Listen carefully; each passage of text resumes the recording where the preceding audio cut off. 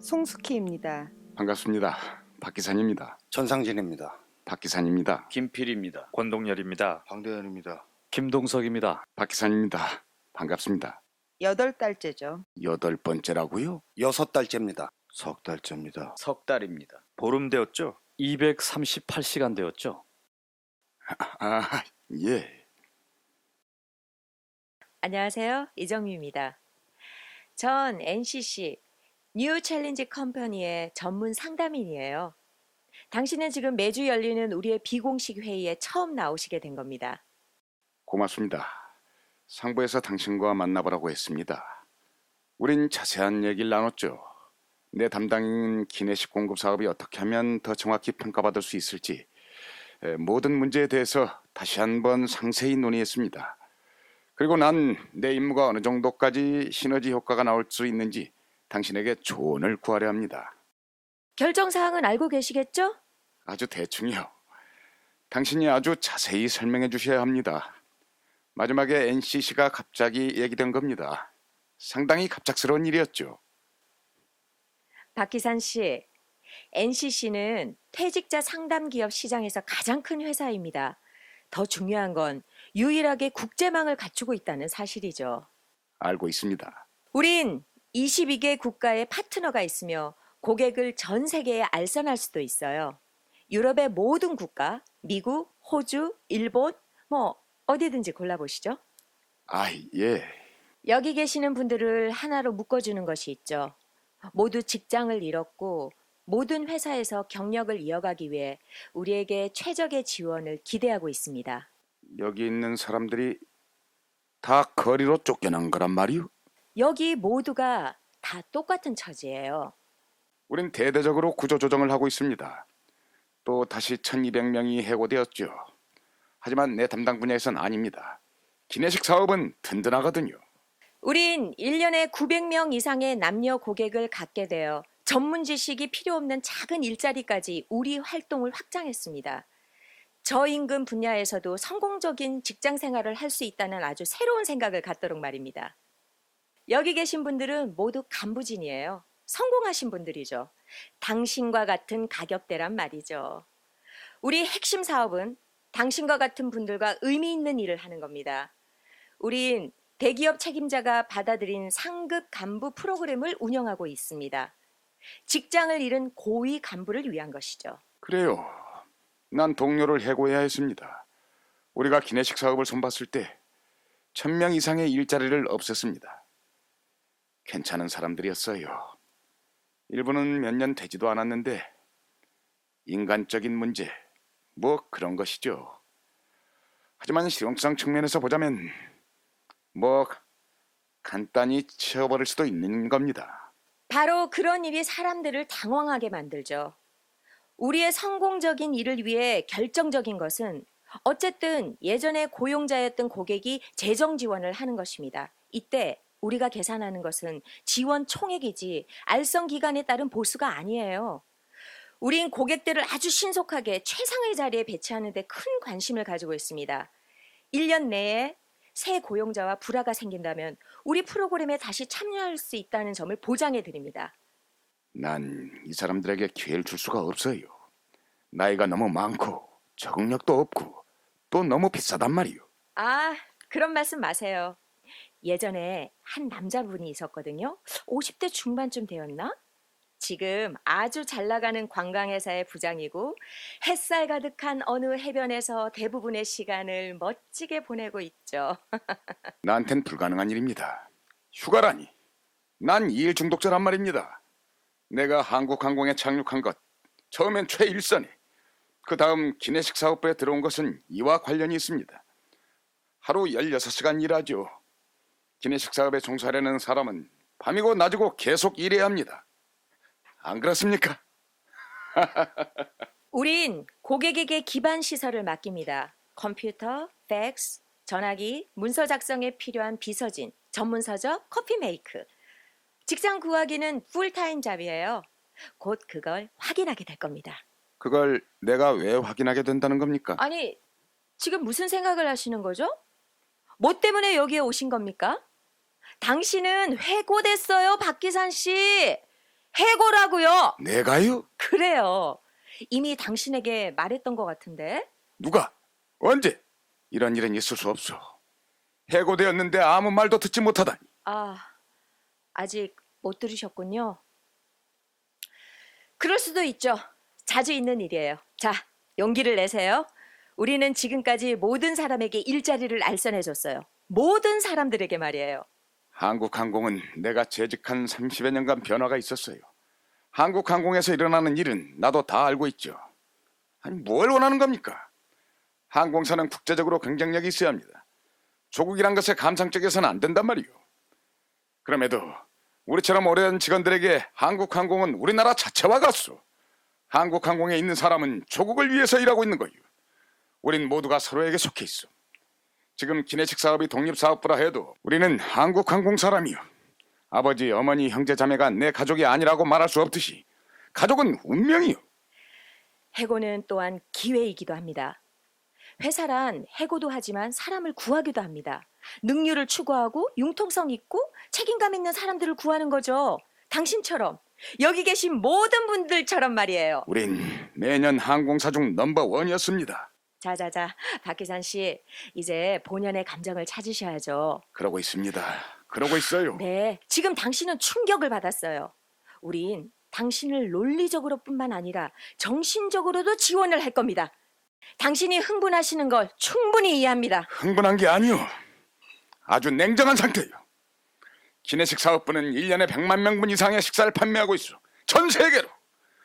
우리의 공급처는 37개 항공사에 이르고 있단 말이오. 우린 엄청난 성장률을 기록하고 있습니다. 단 4년 만에 세계에서 세 번째로 큰 기내식 회사가 되었어. 모든 일이 아무 문제 없이 진행됐단 말이오. 그런데 중국 항공에 있는 사람을 데려오려 한다니. 정확하게 말해 내 권한은 어떻게 되는 거예요? 물품 구입도 그가 하고 사실상 내게 인사조차 없었어. 그 사람을 이미 보긴 봤지. 내 사무실에서 말이오. 마치 제 사무실인 양 내 사무실에 앉아있더군. 그건 그 사람 사무실입니다. 그건 내 사무실이라니까. 당신에겐 더 이상 사무실이 없어요.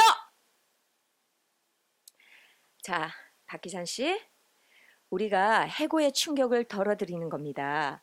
우리는 광범위한 테스트를 토대로 당신의 성격을 잘 파악해 드릴 겁니다. 그리고 우리는 면접 연습도 시켜드립니다. 면접 볼 때 어떤 모습을 갖춰야 하는지, 그리고 예를 들면 넥타이 같은 거?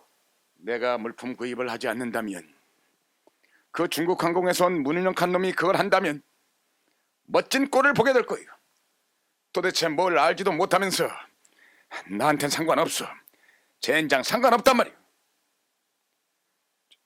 그런데 어떤 넥타이를 매야 하죠?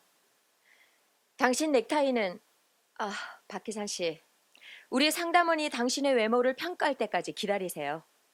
자, 이제 시작합시다.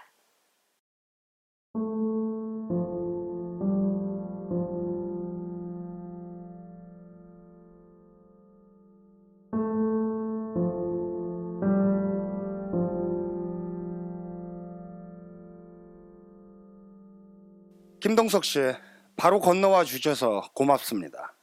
우린 경영 규모를 재조정하려고 합니다.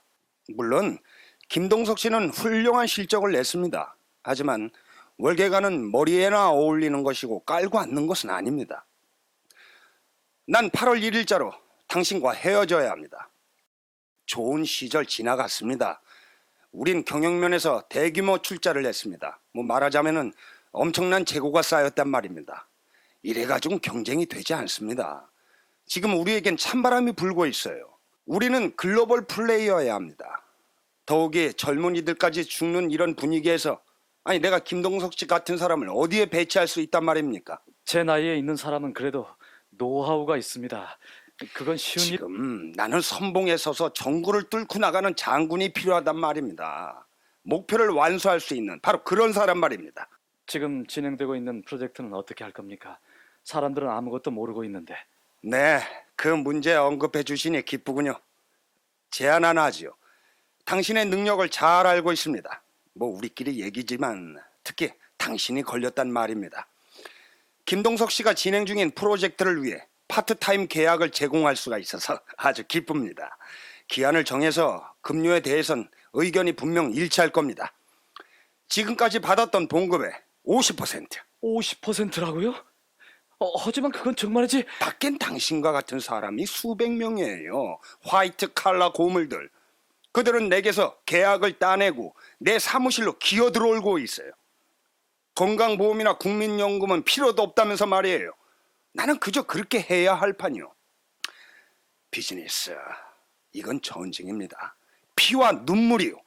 비즈니스는 바로 그런 것입니다. 당신은 괴물이야. 괴물이라고. 당신이 나한테 그럴 수는 없어. 나한테. 그자가 나한테 이런 식으로 말했어요. 20년 이상 난 회사를 위해서 노하우를 구축했죠. 그런데 그자가 이것저것 볼 것도 없이 단번에 모든 경영 실적을 제거해버린 거예요. 형편없는 수준, 뻔히 들여다보이는 인사 구조에다 성급한 결정, 그리고 화염 방사기를 든 새파란 풋내기들이 시장에 침투해서 싹 쓸어버리는 거죠. 비즈니스? 이건 전쟁이라고요. 피와 눈물이라고요. 너무 비극적으로 받아들이지 마시오. 전상진 씨, 당신이 모든 걸 다 함께 하지 못한다는 건 당신을 위해서도 좋은 거요. 맞아요. 그들은 더러운 돼지 새끼 같아요. 당신 말이 맞아요. 윤리나 도덕 같은 것, 그런 건 한때였죠. 그들은 무서운 게 아무것도 없어요. 그런데 내가 그 일을 할 수 없다는 걸 어떻게 알았을까요? 그런 건 이미 지나간 일이요. 다행스럽게도. 내가 그 개 같은 일을 들었을 때가 휴일이었는데 영원히 휴일이 되었던 거죠. 화염 방사기를 쥐어줘도 내가 그 일을 못할 거라고 누가 그랬지? 이제 그만하시죠. 나 이제 그 일을 할 수 있어요. 온 힘을 다해서 적을 쓸어버리고 싶어요. 그리고 시장에 쳐들어가서 전략적 위치를 점하고 싶습니다. 살아남은 놈 몇 놈이 머리를 쳐들기도 전에 말이에요. 제발 진정하세요. 당신 벌써 도가 지나쳐요. 어째서 나한테 물어보지 않았을까요? 당신이 말해줄 수 있어요? 이미 말했잖소. 괴물이라고. 그렇지. 그게 바로 나요. 오늘날 시장은 괴물이 필요해요. 괴물이!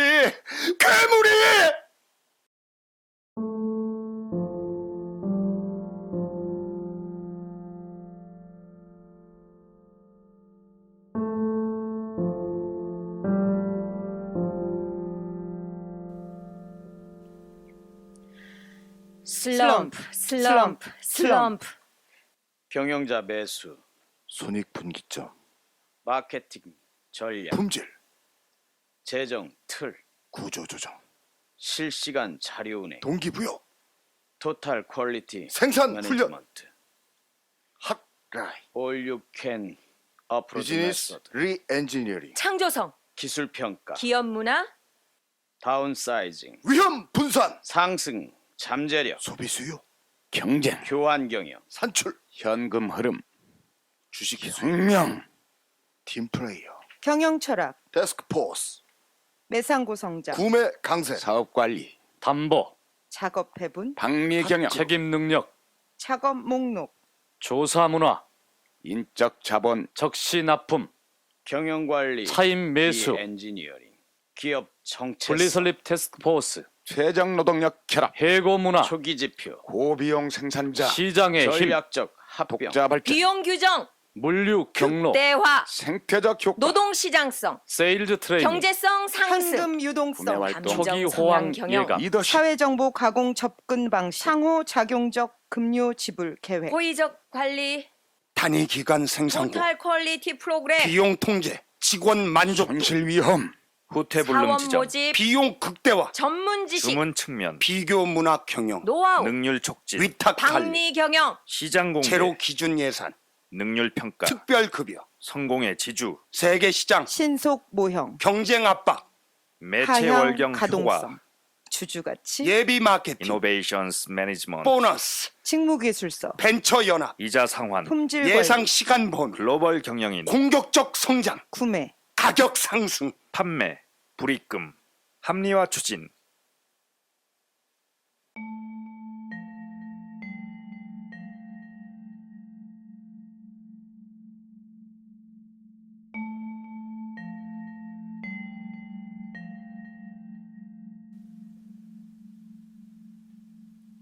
먼저 하시겠습니까, 김필 씨?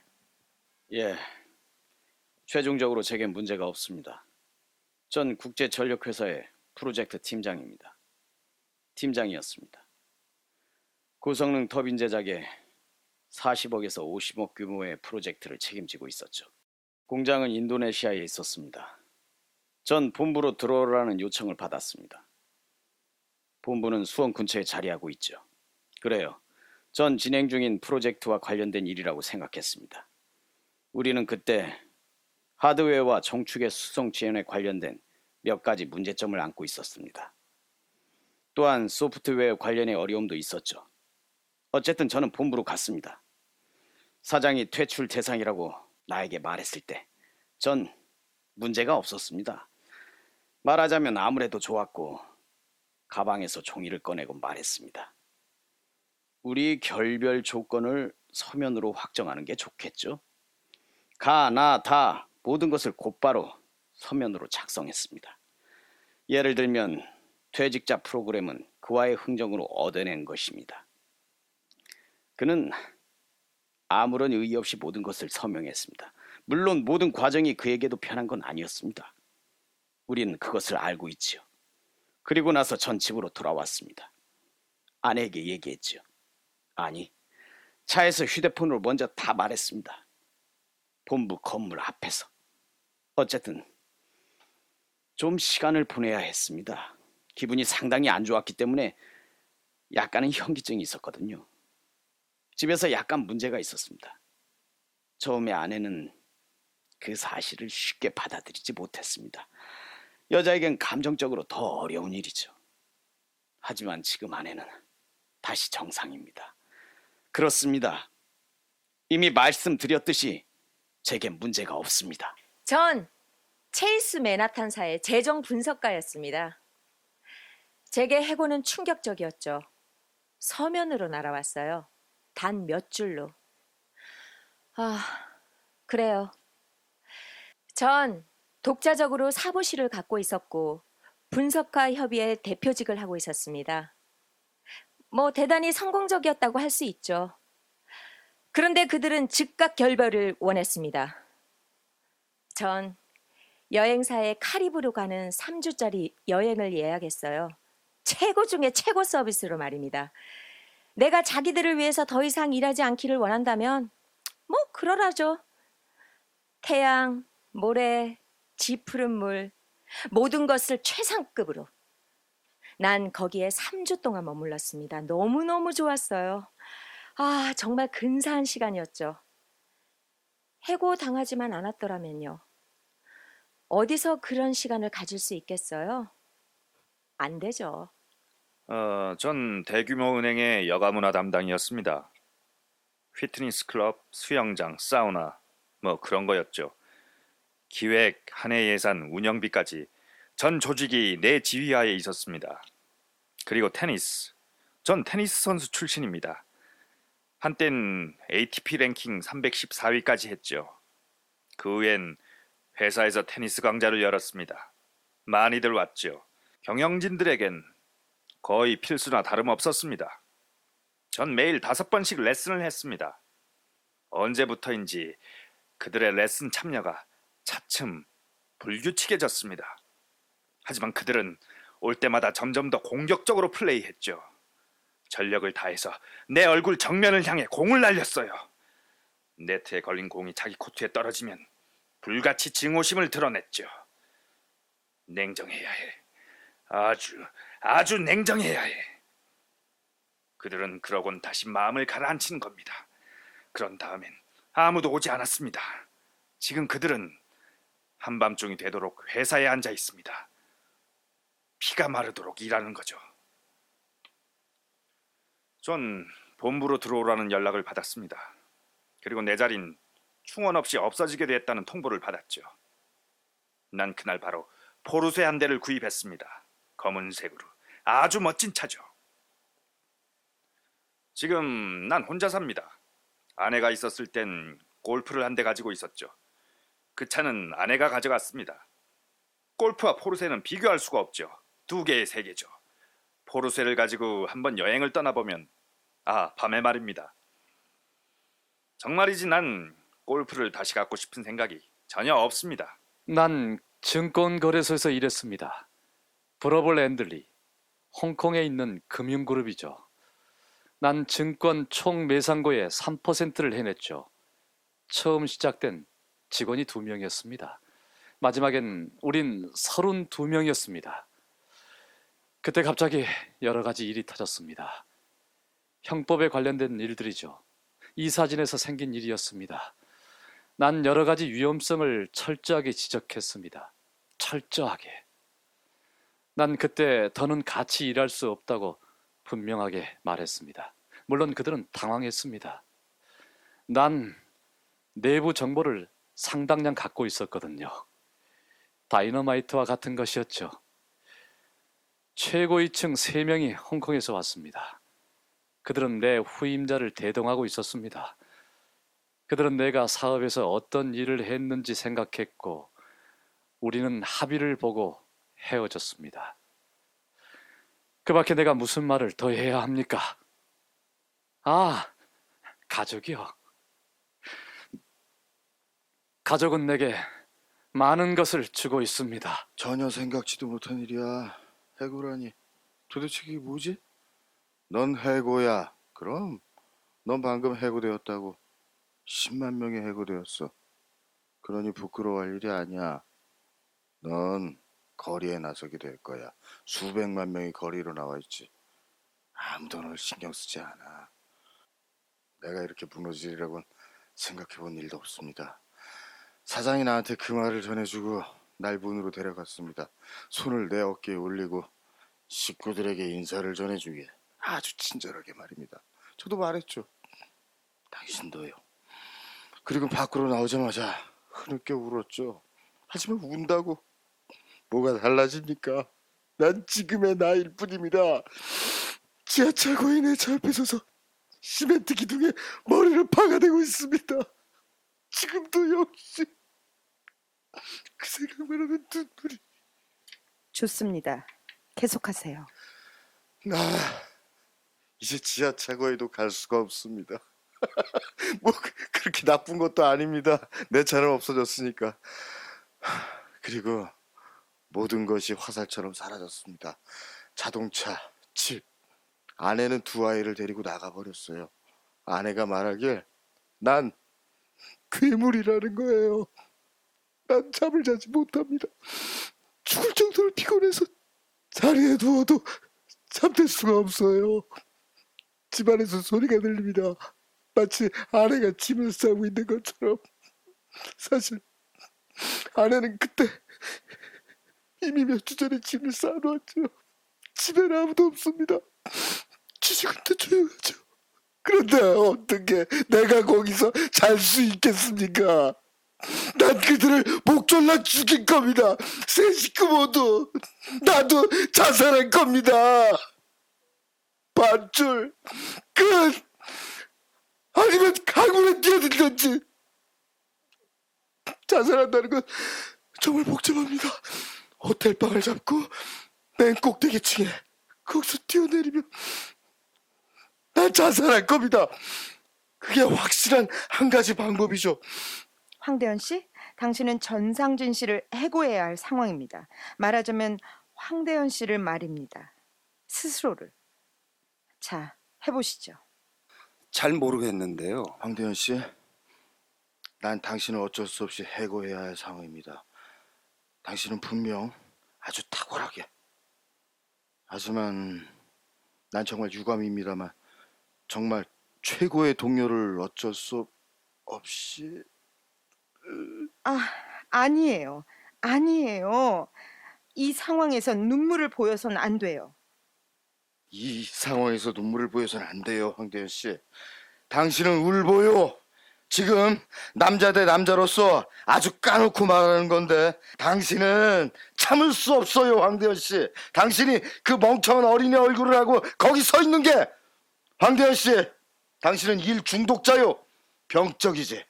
다른 사람이 당신 때문에 자살할 수도 있어요.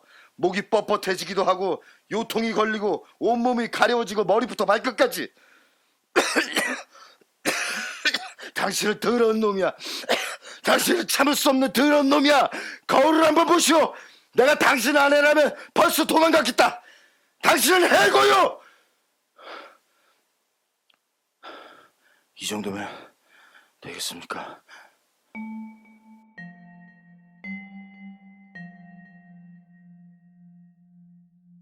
감사합니다, 황대현 씨. 정말 감사합니다. 자, 이제 모두 함께 강평 형식으로 황대현 씨가 우리에게 보여준 자료를 평가하고자 합니다. 자, 말씀하시죠. 먼저 김필 씨? 황대현 씨는 자신에게 주어진 과제를 용기 있게 했다고 말씀드리고 싶습니다. 약간은 감정에 치우친 면도 있었지만 안 그렇습니까? 솔직히 말씀드린다면 너무 격했습니다. 전 객관적인 것에 익숙합니다. 그래도 회사에는 뭐 인간적인 분위기라던가 뭐 그런 것이 있습니다. 제 생각엔 지금 여기서 사적인 감정 문제가 그렇게 자세하게 거론될 필요는 없다고 생각합니다. 그럼에도 불구하고 전 전적으로 황대현 씨를 이해할 수 있습니다. 지금 여기서 이런 실험으로 뭘 얻는 게 있습니까? 얼마나 더 이런 역할놀이를 같이 해야 한단 말입니까? 지금 여기 이렇게들 쭈그리고 앉아있는 사람들에겐 그래도 뭔가 결과가 나와야 한단 말입니다.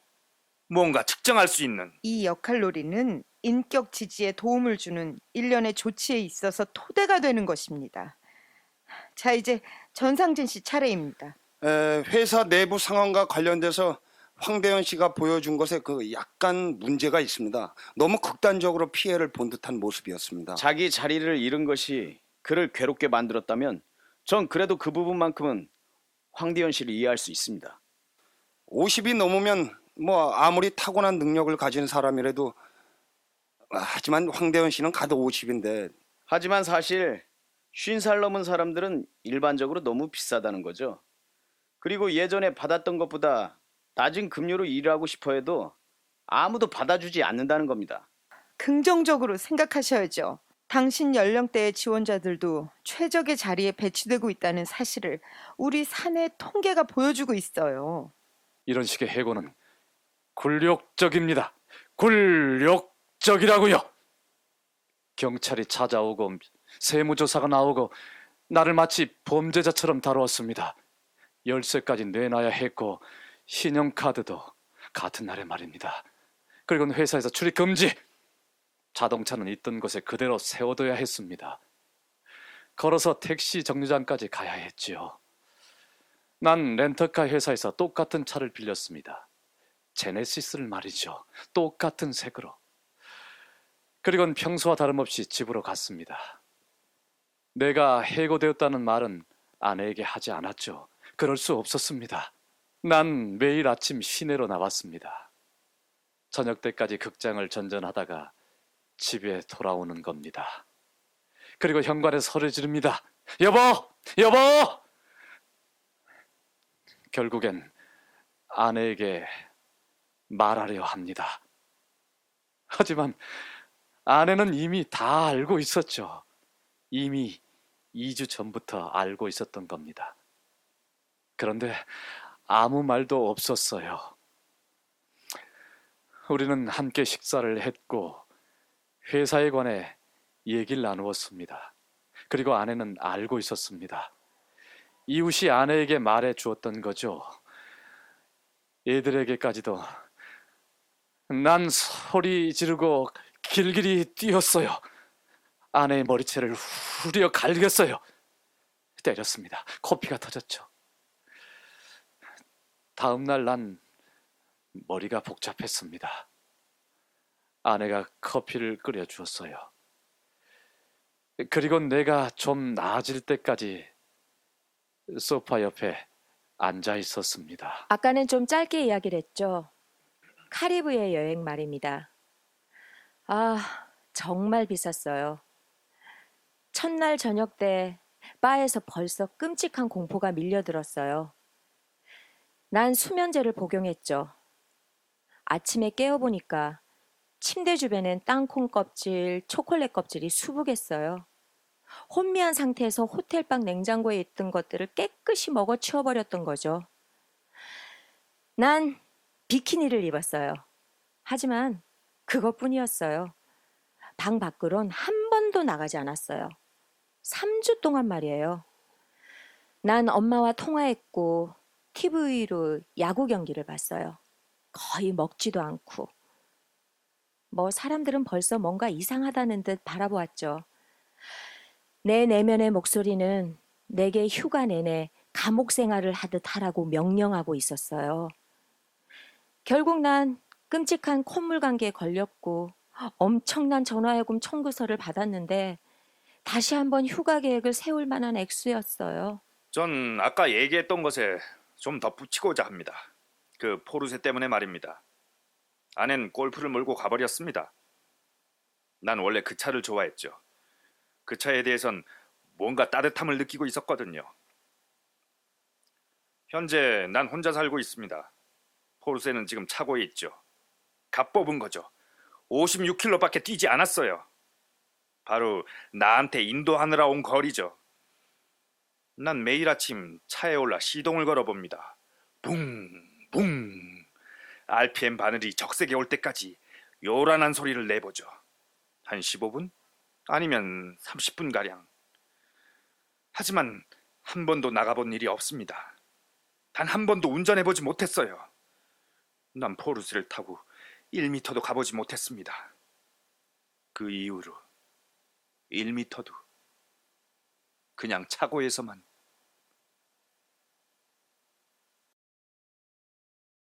인간적인 관계를 위한 시간을 한번 가져봅시다. 다시 말해, 당신이 일에 처박혀 있을 때 목표에 너무 얽매여 있기 때문에 인간을 위한 시간이 거의 없다는 겁니다. 이는 업무 관계에 있어서도 모든 프로젝트 뒤에는 항상 인간이 존재한다는 사실을 정말 잊게 만듭니다. 자기의 친구들도, 자기의 고통도. 그래서 나는 지금 기꺼이 인간적인 고통에 동참해 보려고 합니다. 예를 들어 난 늘 인터넷을 항의하죠.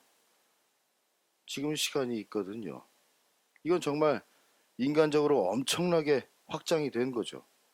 하지만 내 말은 때론 고독을 느끼고 있다는 겁니다. 그렇지 않나요? 직장 동료, 이웃, 조합. 여기서도 사람들은 혼자입니다. 모두가 다. 인터넷에선 좋습니다. 바로 옆 사람의 고통도 덜어줄 수가 없죠. 요즘 어려운 일입니다. 오늘날 거의 불가능한 일이죠. 하지만 난 어제 저녁에 해보았습니다. 처음으로 보스니아 사람과 접속이 되었지요. 나는 취미란에 행글라이딩이라고 입력했습니다. 여러분들은 상상도 못할 겁니다. 내가 어떤 피드백을 얻게 되었는지. 얼마 전에는 미국 사람이 자기가 가진 모든 방법을 내게 알려주었습니다.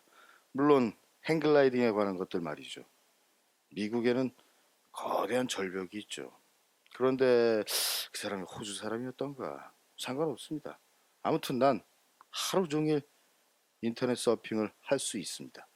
831만 2403, 6090만 2011, 4억 1299만 9121, 7억 315만 2016, 23억 1354만 1, 80억 2280만, 5조 3억 2012만 3814.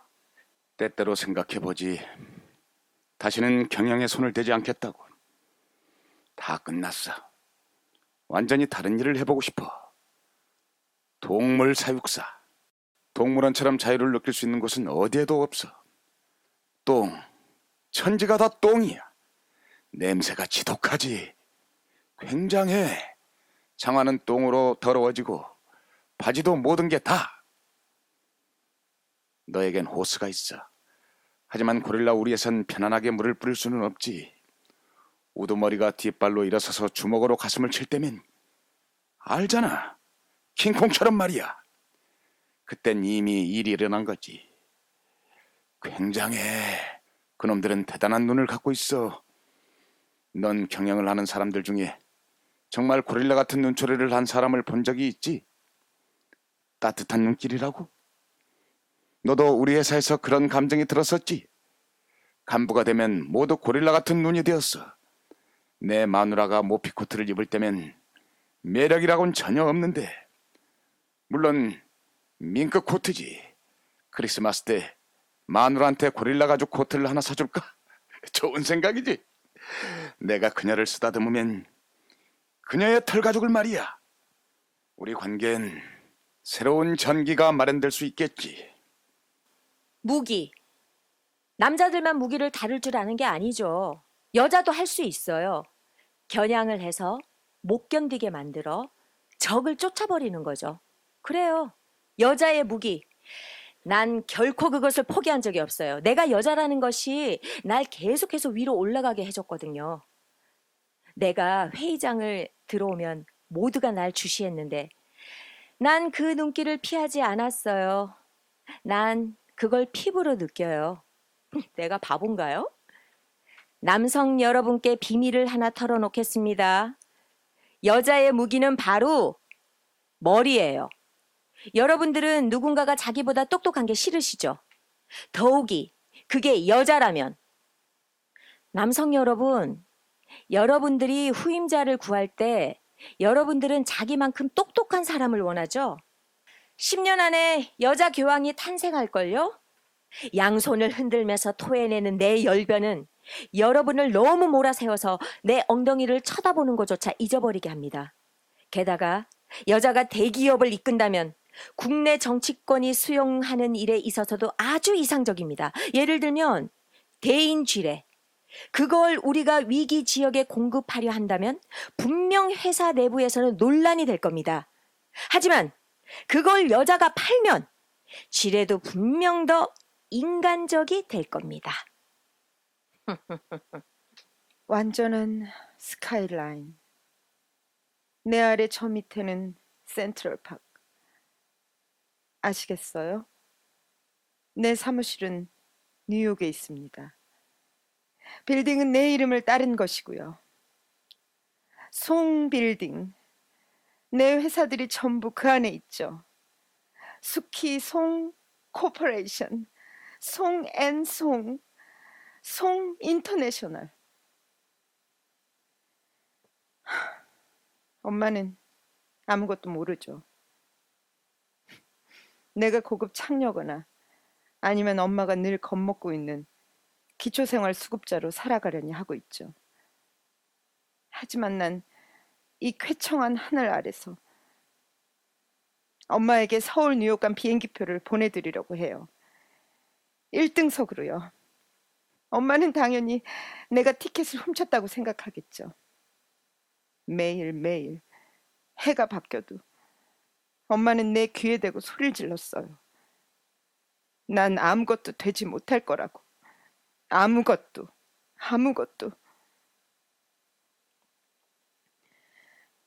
난 엄마를 공항으로 마중 나가죠.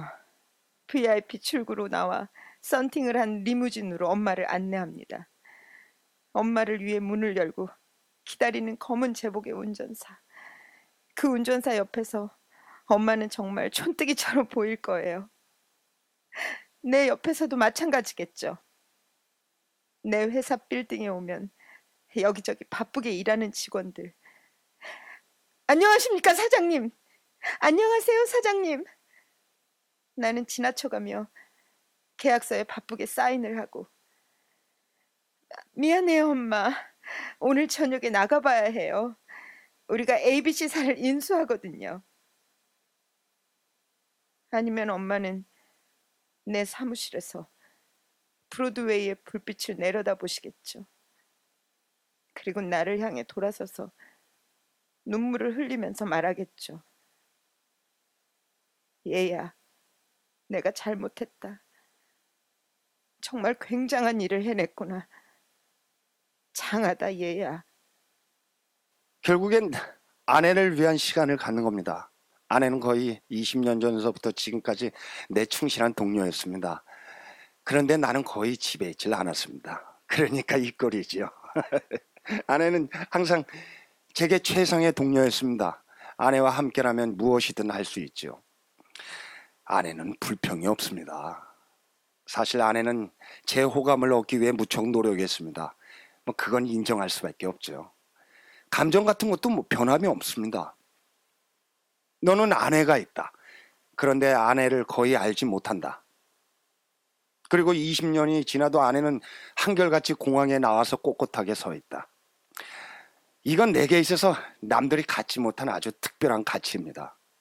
어쩌면 나는 주말에 로스앤젤레스에 있는 메리어트 호텔을 예약할지도 모릅니다.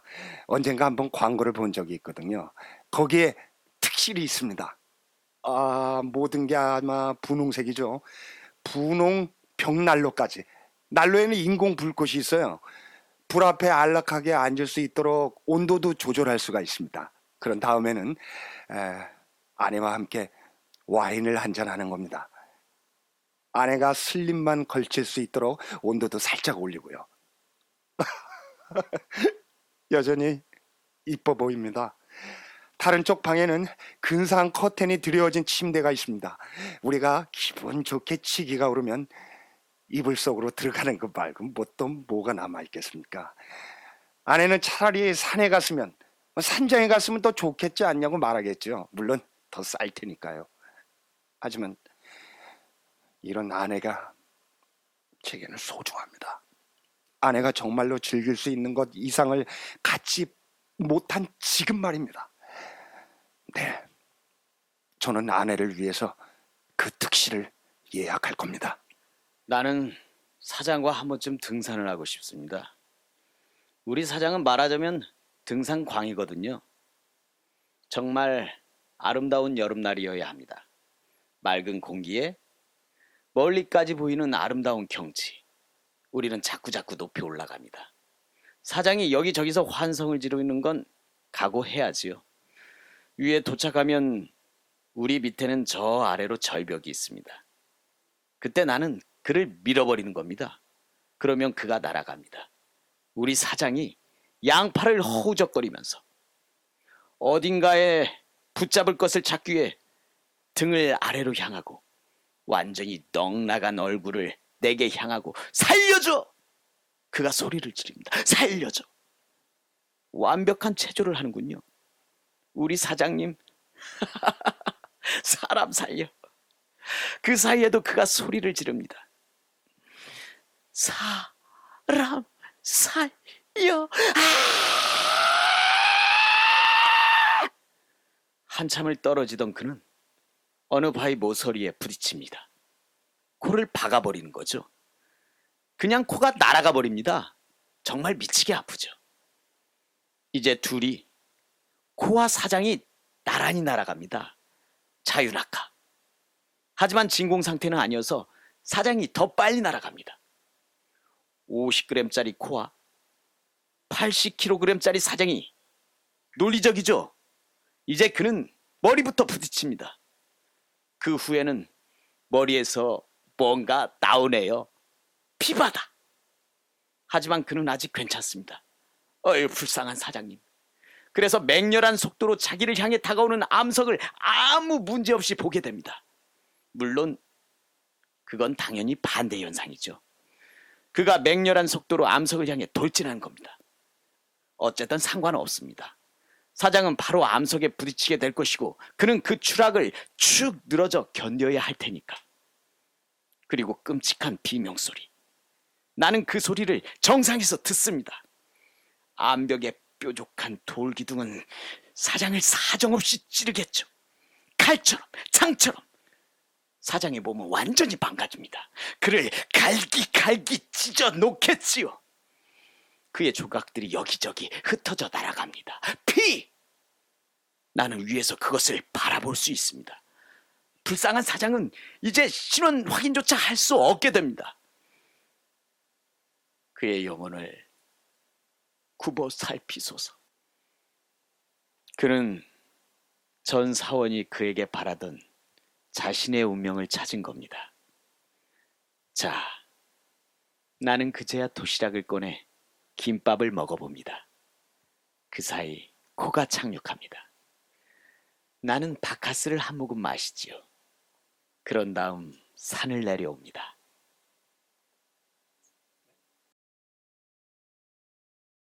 인간들이 서로를 존중하는 시대가 분명 올 겁니다. 그럼요.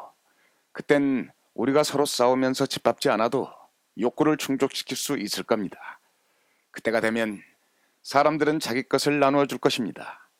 그때가 되면 사람들은 자기에게 주어진 재능으로 할 수 있는 일을 할 겁니다. 자기에게 맞는 곳에서 자유롭게 열정을 가지고 말입니다. 모두가 자기 시간을 가지게 될 겁니다. 물론 우린 일할 겁니다. 우린 물건을 만들어내고 그걸 사고 팔 겁니다. 하지만 모든 게 우리 욕구에 따른다 해도 우린 또한 억제하게 될 겁니다. 우린 우리의 한계를 부족이 아니라 행복으로 채워가게 될 겁니다. 우린 모든 걸 소유하려도 하지도 않을 것이며 모든 걸 소유하지도 않을 겁니다. 하지만 아무것도 소유하지 못하는 사람은 아무도 없을 겁니다. 우린 서로를 느낍니다. 단지 나일 뿐인 나는 존재하지 않습니다. 물론 죽음이 존재하겠지요. 아픔과 고통도. 하지만 아무도 혼자 남아 눈물을 흘리게 되는 일은 없을 겁니다. 인간들은 서로를 위로하고 도울 겁니다. 그렇게 될 겁니다. 이 세기에 그렇게 안 되고 또 다음 세기에 그렇게 되지 않더라도 말입니다.